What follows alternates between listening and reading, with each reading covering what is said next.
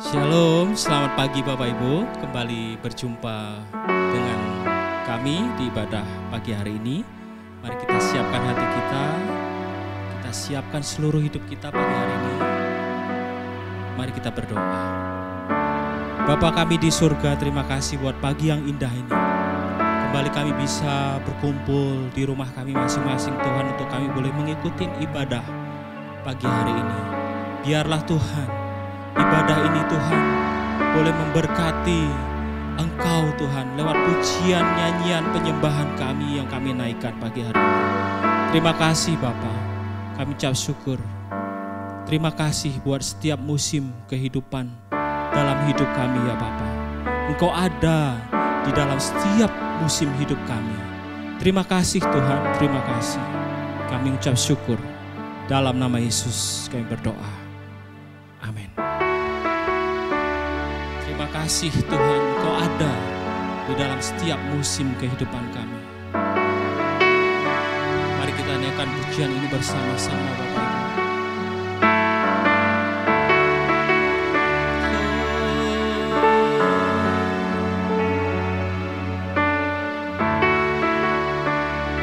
Engkau ada, Engkau ada bersamaku di setiap musim hidupku. Tak pernah Kau biarkan ku sendiri.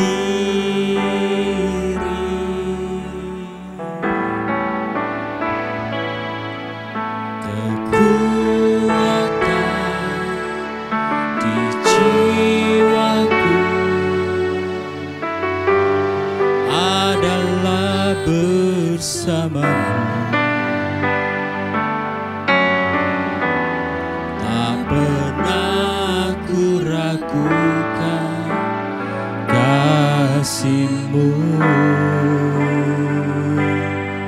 Oh, bersamamu, bersamamu Bapa, ku lewati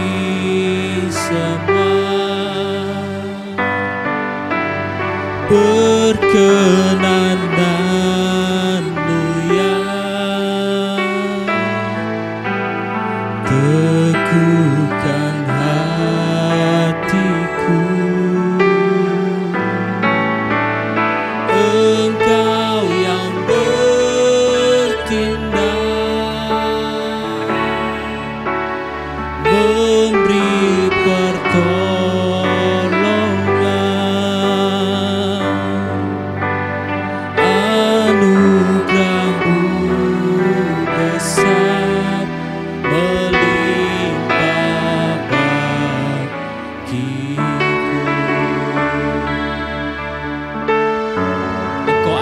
di setiap musim hidup kami Tuhan. Terima kasih Tuhan Yesus. Engkau ada bersamaku di setiap musim hidupku. Tak pernah Kau biarkan ku sendiri.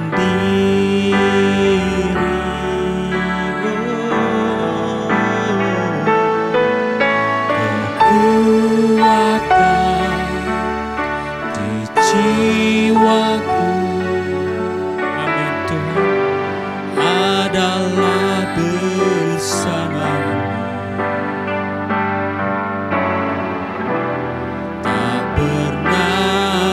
Ragukan kasih-Mu. Bersamamu Bapa, bersamamu Bapa, ku lewati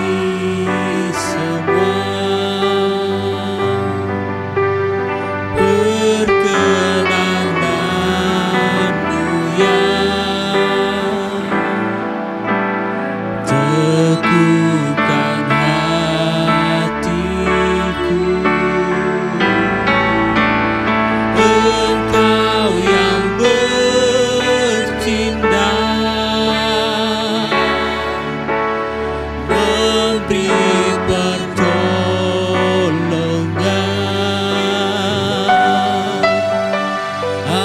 Anugerah-Mu besar melimpah bagiku. Oh, bersama-Mu Bapa,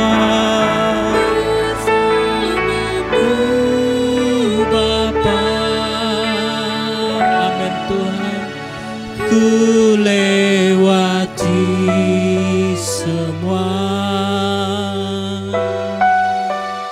perkenanan-Mu yang teguhkan hatiku.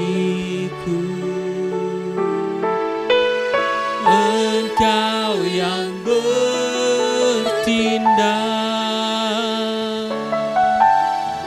memberi pertolongan.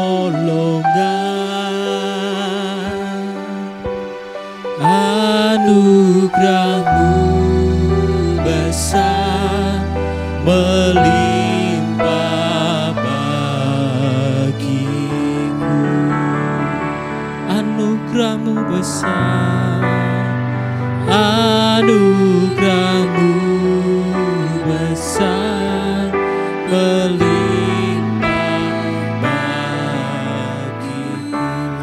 Anugerah-Mu besar, anugerah-Mu besar melimpah bagiku.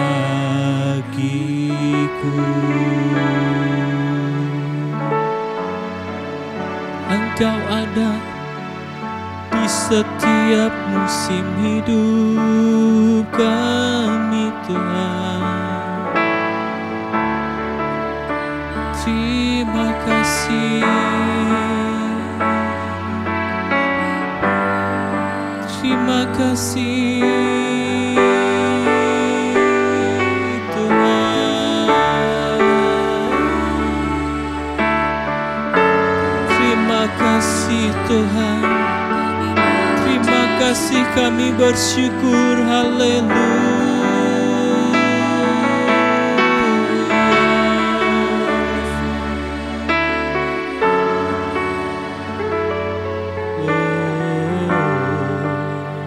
Bersama-Mu Tuhan, bersama-Mu Bapa. Mari kita naikkan pujian ini. Terima kasih buat setiap hari, setiap detik, setiap waktu yang sudah kami lewati bersama Engkau Tuhan. Kami bersyukur Bapa. Terima kasih buat keteguhan hati yang Tuhan berikan dalam hidup kami. Oh, Engkau yang bertindak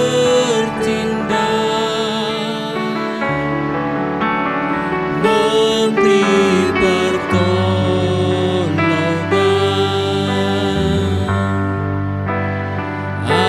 Anugerah-Mu besar melimpah bagiku. Bersama-Mu Bapa, bersama-Mu Bapa,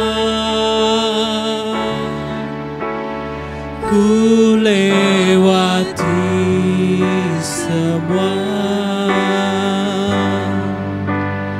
perkenanan-Mu yang teguhkan hatiku.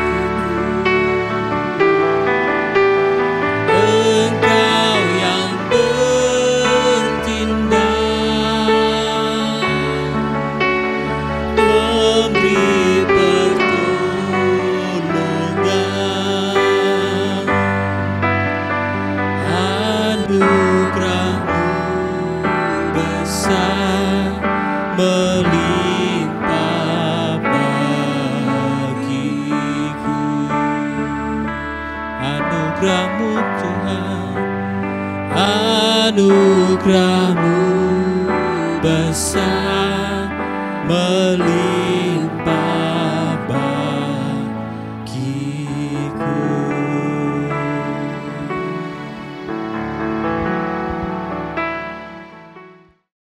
Mari kita siapkan hati kita untuk kebenaran firman Tuhan pagi hari ini. Terima kasih Tuhan buat kebenaran firman-Mu yang mengubahkan hidup kami, yang mengubahkan karakter kami Tuhan. Ketika firman-Mu berkata, maka kuat roh dan jiwa kami ya Bapa. Terima kasih Tuhan, terima kasih.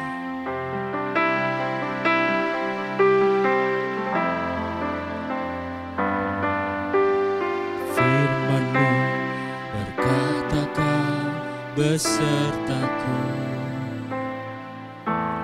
maka kuat roh dan jiwaku. Tangan-Mu Tuhan selalu ku nantikan, di setiap langkahku percaya, dengan sayap-Mu ku akan terbang tinggi di tengah badai hidup. Ku tak menyerah, Kau kekuatan dan perlindungan bagiku.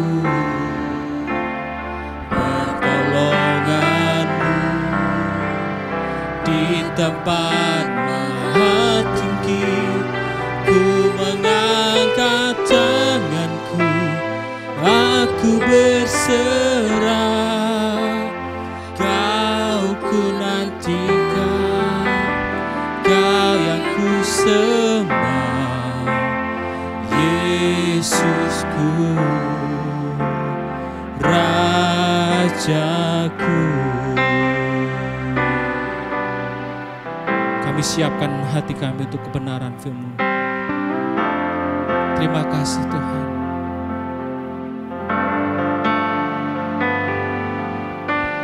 Firman-Mu berkata Kau besertaku, maka kuat roh dan jiwaku. Tangan-Mu Tuhan selalu ku nantikan, di setiap langkahku percaya, dengan sayap-Mu ku akan terbang tinggi di tengah badai hidup. Ku tak menyerah, Kau kekuatan dan perlindungan bagiku. Pertolongan-Mu di tempat maha tinggi. Ku mengangkat tanganku, aku berserah.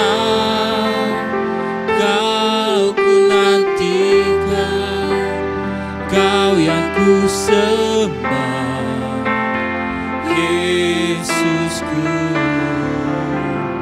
Rajaku.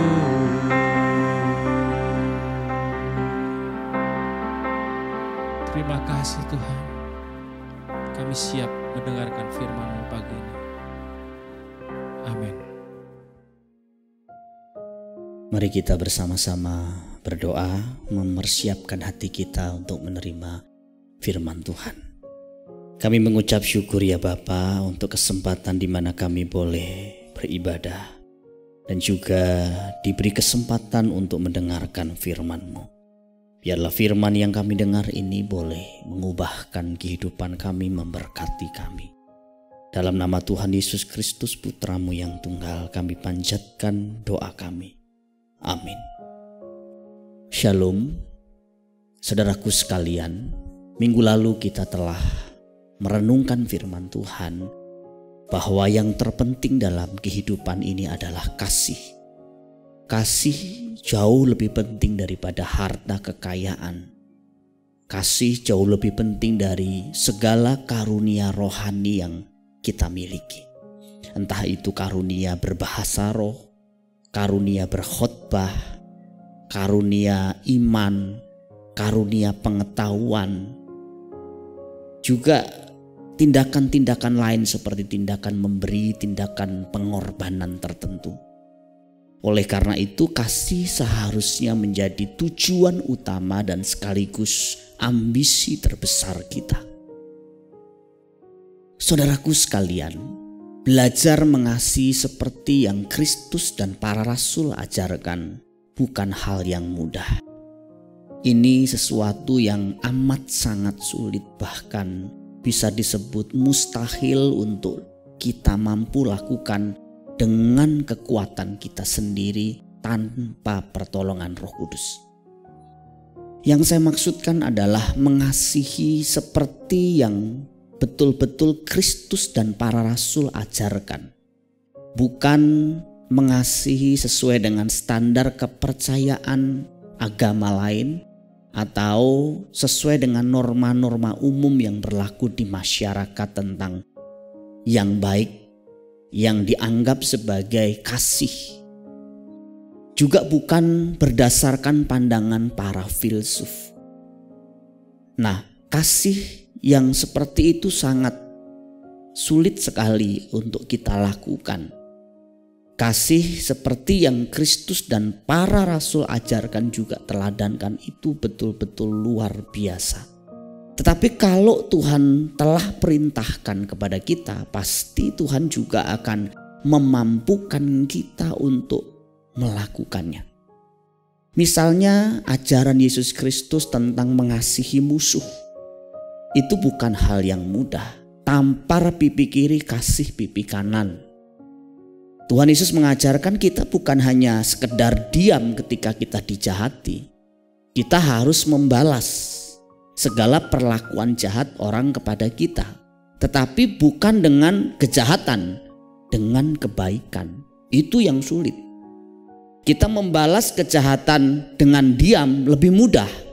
Tapi membalas kejahatan dengan kebaikan, dengan mendoakan musuh kita, mengucapkan kata-kata berkat untuk orang yang menjahati kita, juga melakukan perbuatan-perbuatan kebajikan atau kasih kepada mereka.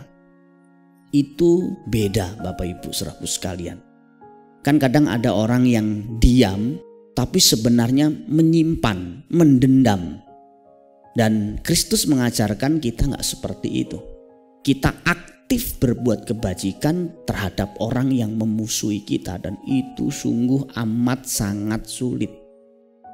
Contoh misalnya orang sudah menjahati kita, kita diperintahkan untuk mendoakan, memberkati. Mungkin di hari ulang tahunnya kita mengucapkan selamat ulang tahun minimal, mengirimkan kue ulang tahun. Wah, itu sangat sulit sekali. Tetapi itu yang Kristus ajarkan. Kristus perintahkan kepada kita. Dunia ini mengenal istilah sabar, itu ada batasnya. Orang-orang Yahudi, guru-guru Yahudi mengajarkan batas pengampunan itu 3 kali untuk manusia. 4 kali itu hak atau miliknya Tuhan. Tetapi Kristus mengajarkan batas pengampunan 70 kali 7 kali. Itu bukan dalam arti secara harfiah kita mengampuni 490 kali orang yang bersalah kepada kita. Bukan, artinya tidak ada batasnya dan berjalan seumur hidup kita. Kita harus biasa mengampuni orang-orang yang bersalah kepada kita. Bahkan penulis kitab Injil Lukas mengatakan bahwa kalau misalnya ia berbuat dosa terhadap engkau 7 kali sehari, dan 7 kali ia kembali kepadamu dan berkata, aku menyesal, engkau harus mengampuni dia. Bayangin, dalam satu hari dia buat 7 kali kesalahan, entah sama entah beda. Itu pun Tuhan memerintahkan kepada kita untuk mengampuni orang tersebut. Sulit apa gampang? Sangat sulit. Kita melihat orang salah atau diperlakukan salah sama orang lain 1-2 kali saja dalam 1 minggu, kita sudah ngamuk-ngamuk luar biasa. Apalagi dalam 1 hari 7 kali, dan orang datang minta maaf sama kita, kita harus memberikan maaf. Kemudian ajaran Rasul Paulus dalam 1 Korintus pasal 13 misalnya tentang karakteristik kasih. Di situ ada daftar karakteristik kasih dari ayat 4 sampai ayat 7. Wah, kasih itu sabar, kasih itu murah hati, kasih itu tidak mementingkan diri sendiri, tidak cemburu, tidak angkuh atau tidak sombong, dan masih banyak yang lain. Waduh, itu sulit sekali. Kelihatannya kalau dibandingkan dengan kepercayaan lain atau mungkin ajaran para filsuf mirip-mirip.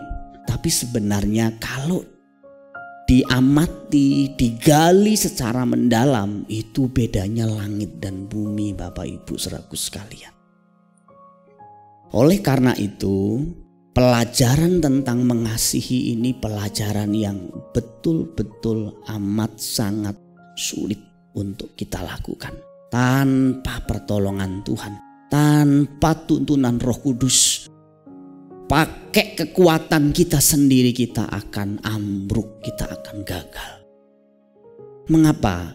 Mengasihi seperti yang Kristus dan para rasul ajarkan ini begitu sulit, karena alasan pertama itu bertentangan dengan sifat dasar kita.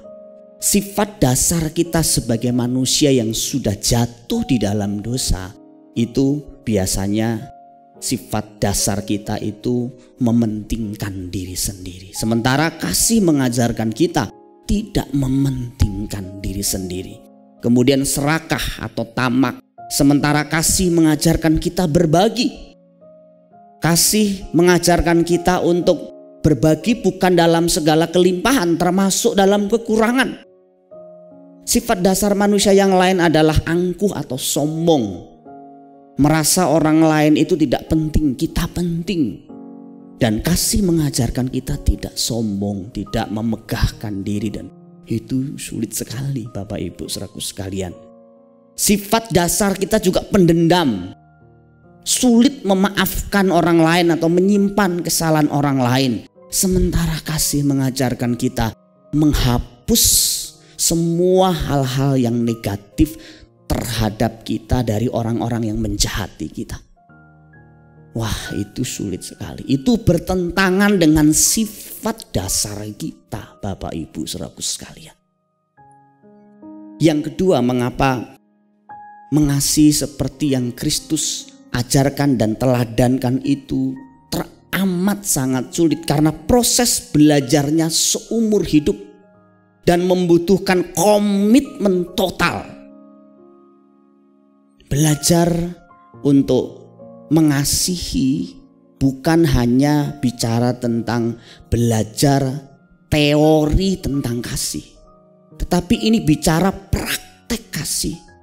Teorinya mungkin kita pelajari beberapa tahun, kalau kita menekuni kita mungkin sudah bisa menguasainya. Tapi prakteknya Bapak Ibu saudaraku sekalian, itu perjalanan panjang seumur hidup kita. Contoh sederhana misalnya, proses belajar tidak mementingkan diri sendiri. Kita perlu bertahun-tahun bahkan seumur hidup untuk bisa lulus dari satu area itu saja. Kita perlu waktu yang panjang dan perlu komitmen total untuk mau hidup seperti itu. Kalau enggak, kita enggak bisa. Apalagi kita sengaja menolak diproses Tuhan. Termasuk yang lain tadi, tidak serakah, tidak sombong, tidak mendendam. Itu prosesnya seumur hidup. Dan dibutuhkan komitmen serta penyerahan diri yang total kepada Tuhan. Tanpa itu kita akan gagal. Itu sebabnya belum ada sepertinya orang yang diwisuda telah lulus di area ini, kecuali Putra Allah Tuhan Yesus Kristus. Semua kita berjuang sampai akhir hayat kita, sampai tutup usia kita untuk bisa hidup seperti yang Kristus ajarkan dan teladankan soal kasih ini. Yang ketiga, ujian dari kasih ini seringkali mendadak. Kita kadang-kadang belum persiapan. Kalau pelajaran di sekolah kadang-kadang diberitahu kalau ujian. Nah, minggu depan ujian ya. Jadi kita bisa persiapan. Tapi ujian terhadap kasih itu seringkali mendadak. Kita merasa baik-baik. Kita merasa sudah benar. Gak pernah jahatin orang. Tapi orang tiba-tiba fitnah kita, gosipin kita, omongin kita jelek di luar sana. Padahal kita tidak pernah menyakiti hati orang tersebut. Dan itu ujian Bapak Ibu saudaraku sekalian. Belum tetangga yang buang sampah sengaja di depan rumah kita atau di tong sampah kita, yang dibuang itu sampah binatang yang sudah busuk, sudah mati.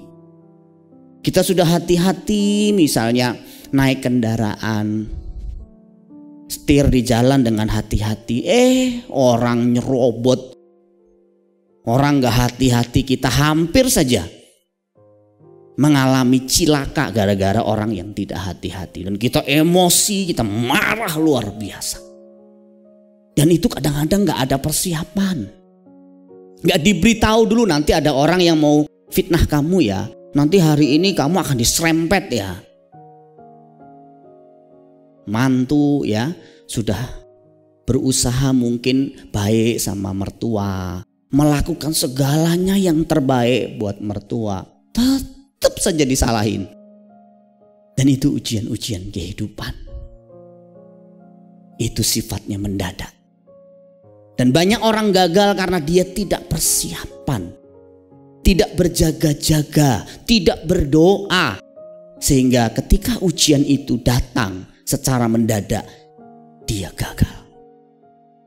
Satu kali Yesus Kristus sebelum dia esok harinya dibawa ke penyalipan, dia pernah mengajak 3 murid intinya, Petrus, Yohanes, Yakobus, untuk pergi ke Bukit Getsemani berdoa. Dia berdoa dan dia minta supaya murid-muridnya ini juga berdoa.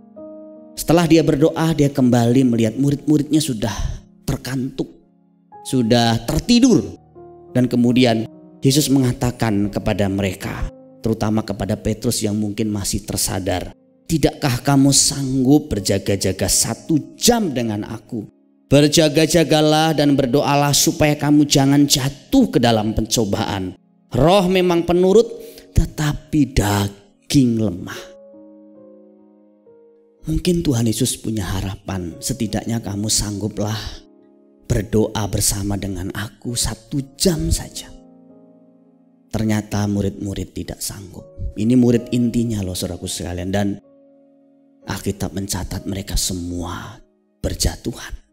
Petrus menyangkal, Yohanes dan Yakobus pun juga tidak sampai akhir.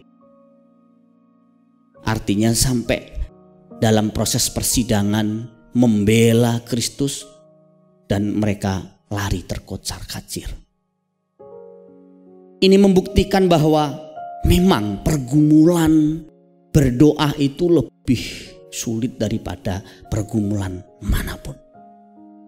Pengalaman saya lah sebagai seorang hamba Tuhan, sebagai seorang pendeta. Saya melayani sudah lebih dari 22 tahun.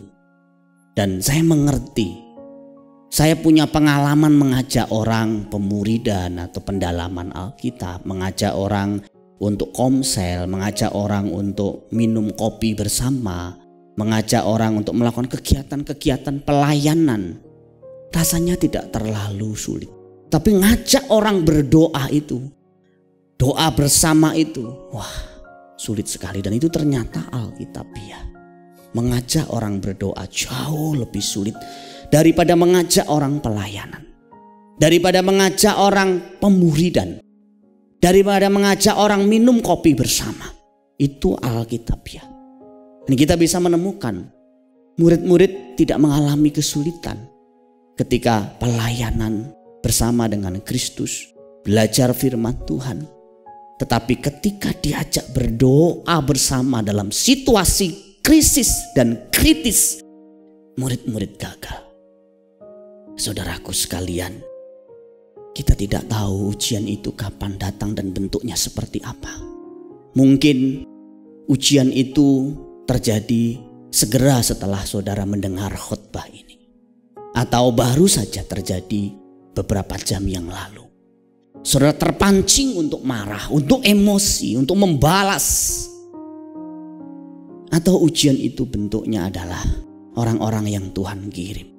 Kita dalam kesulitan juga, dalam kekurangan. Kemudian Tuhan kirim Lazarus.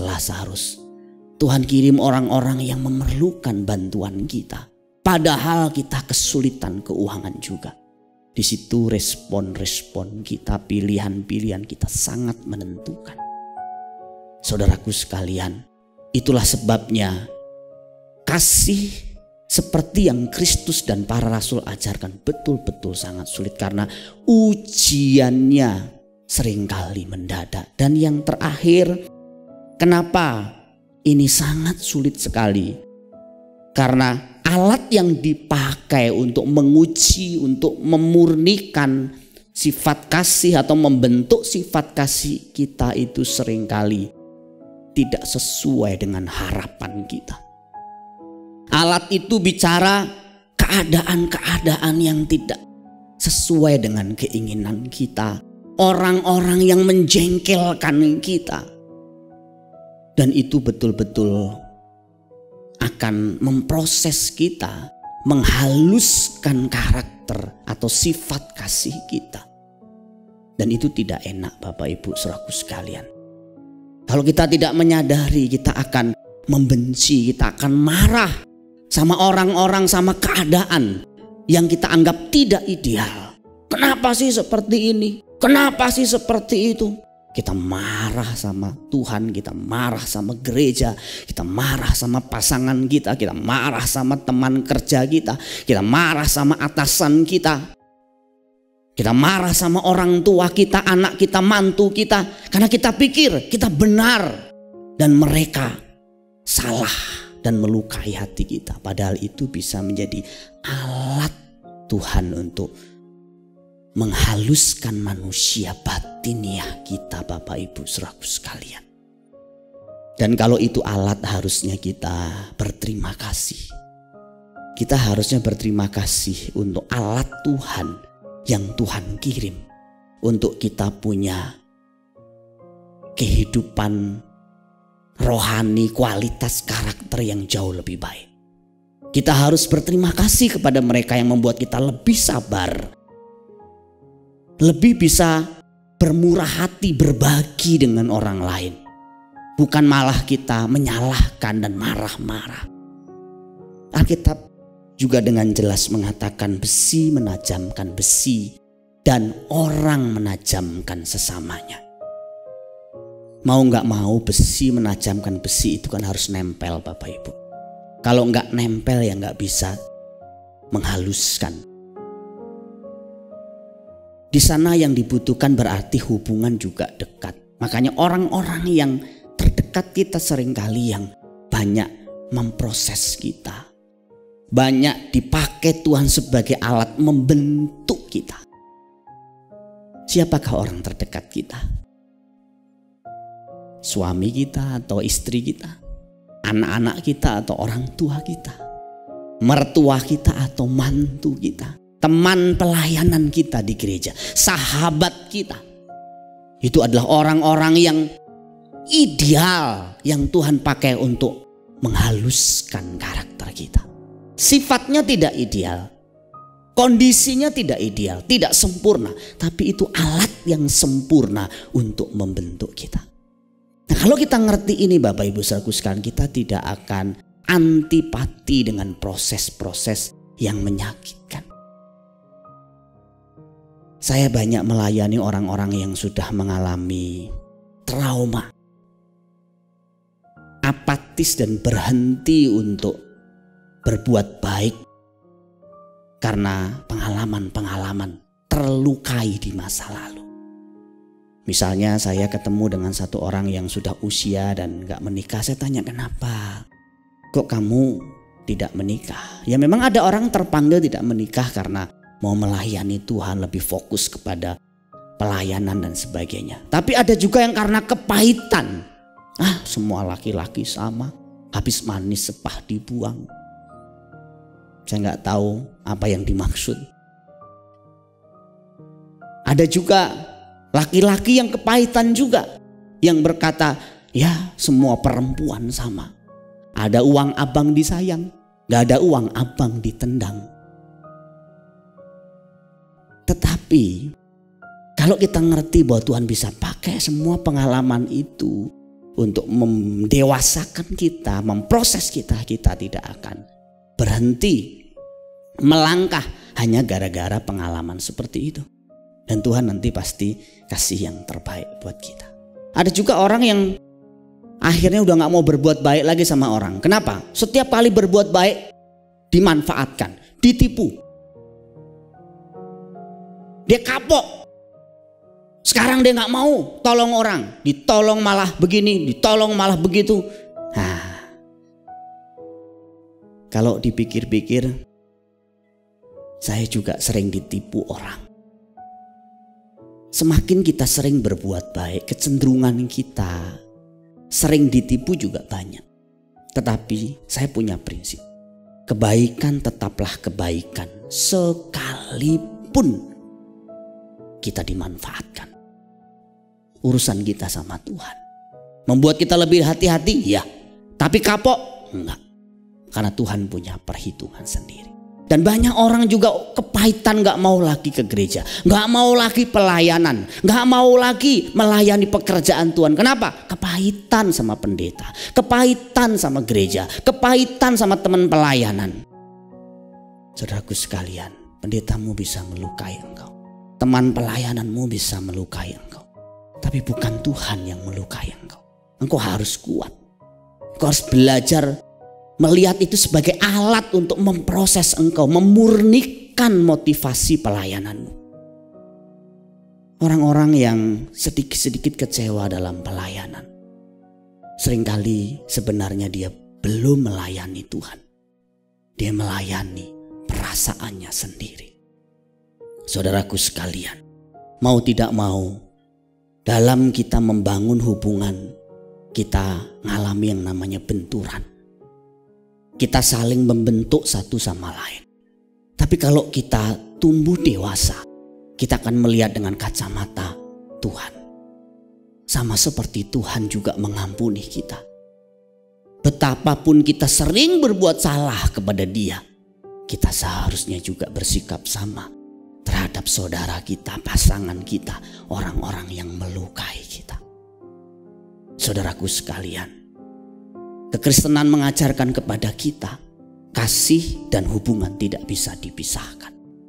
Kita bertumbuh dalam hubungan-hubungan, bukan hanya hubungan yang baik, bukan hanya hubungan yang penuh kasih, tapi juga konflik-konflik, ketegangan-ketegangan, tetapi respon kita benar.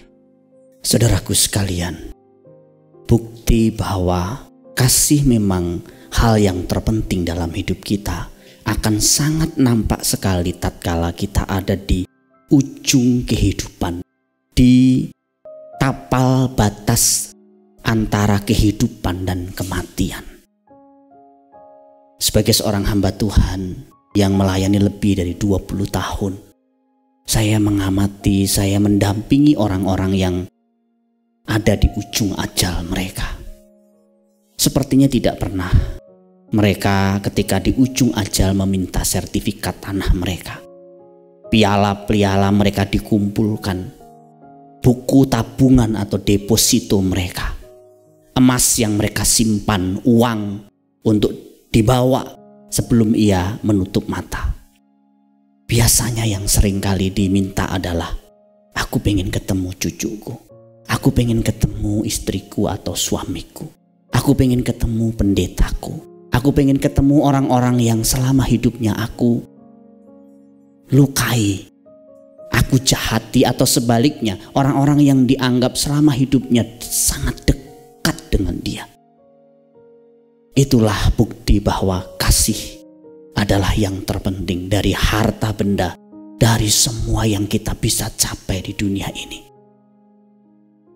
Kiranya firman Tuhan ini juga boleh memberkati kita sekalian.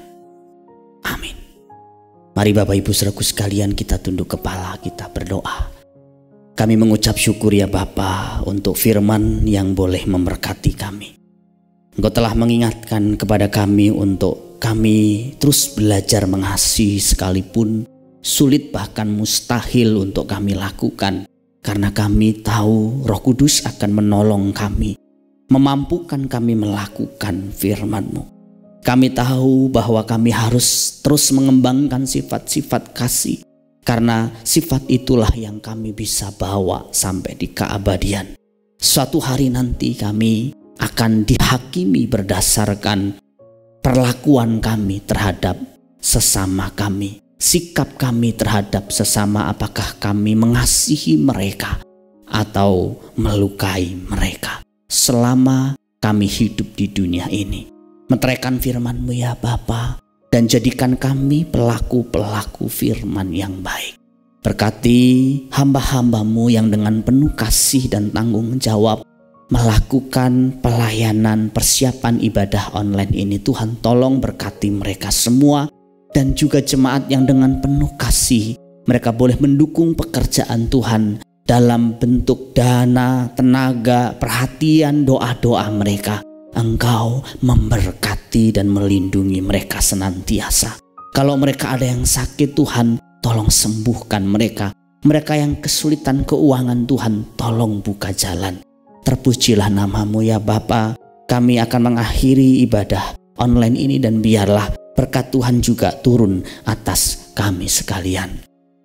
Jemaat yang dikasihi Tuhan, kedangkan tangan-Mu, arahkan hatimu kepada Tuhan dan terimalah berkat Tuhan. Tuhan memberkati engkau dan melindungi engkau. Tuhan menyinari engkau dengan wajah-Nya dan memberi engkau kasih karunia. Tuhan menghadapkan wajah-Nya kepadamu dan memberi engkau damai sejahtera. Berkat itu datang dari Allah Bapa kita di surga, kasih sayang dari Tuhan kita Yesus Kristus, serta pimpinan penyertaan Roh Kudus memimpin menyertai hidupmu mulai hari ini sampai Maranatha. Tuhan Yesus Kristus datang kedua kali menjemput kita sekalian dalam awan-awan permai. Sama-sama ini berkati, kita berkata amin.